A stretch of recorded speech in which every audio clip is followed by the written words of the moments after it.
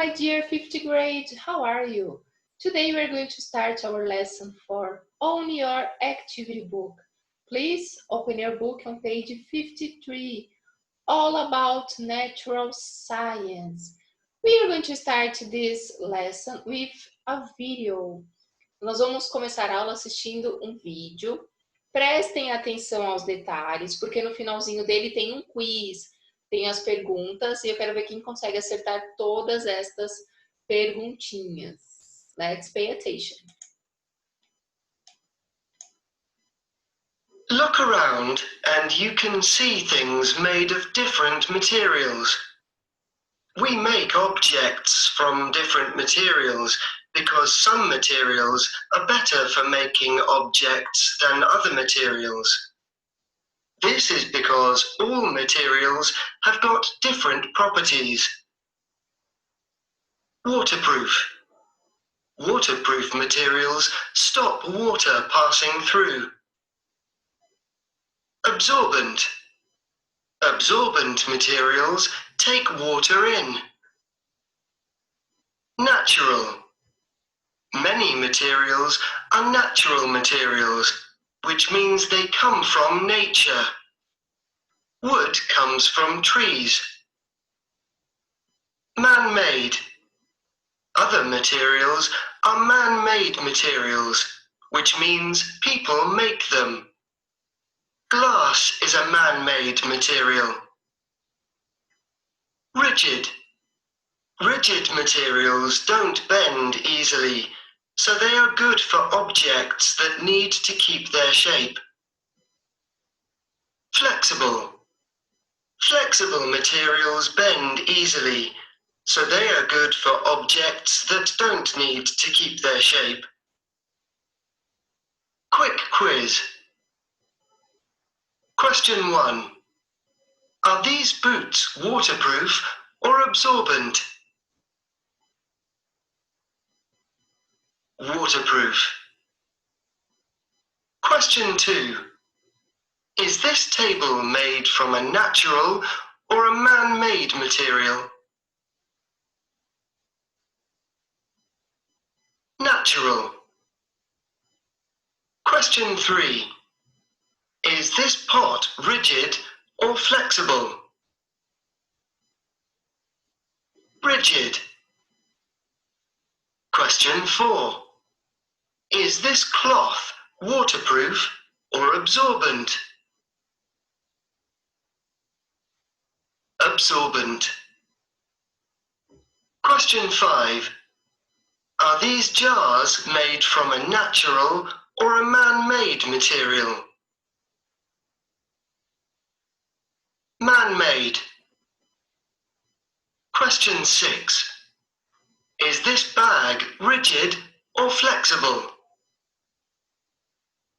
Flexible. Question 7. What objects can you see in your classroom? What properties have they got? Very good. I hope you have answered all correctly. Espero que vocês tenham acertado todas as perguntas. So, what's this chair made of? Do que é feita a cadeira?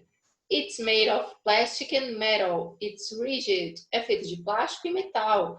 É um material rígido. Number 2, read and listen. Is rubber waterproof or absorbent? Então, essa é uma daquelas aulas em que eu sempre peço para vocês ouvirem o listening com atenção e prestar atenção nas palavras, né? Assim nós aprendemos, aliás, nós melhoramos a nossa pronúncia e também aprendemos palavras novas. Lembrando que a leitura do texto e a tradução, falar um pouco mais sobre o texto, será na nossa aula do Skype. First, let's pay attention. Listening 7. Read and listen. Is rubber waterproof or absorbent? Properties of materials. Different materials have got different properties. This means they are better for making some objects than other objects. waterproof and absorbent. We use waterproof materials when we want to stay dry. Rubber is waterproof, so rubber boots are good for walking through water. We use absorbent materials like cotton and paper to clean and dry things. Natural and man-made. Natural materials like wood are often better for the environment. Man-made materials like plastic use more energy and make more waste. Plastic can be made into lots of different things. It's light and cheap to make. Many man-made materials can be recycled, like paper and glass. But lots of plastic can't be recycled. Rigid and flexible. Rigid materials are good for things that need to keep their shape. For example, a pot or a table. Flexible materials are good for things that need to change shape, like a bag.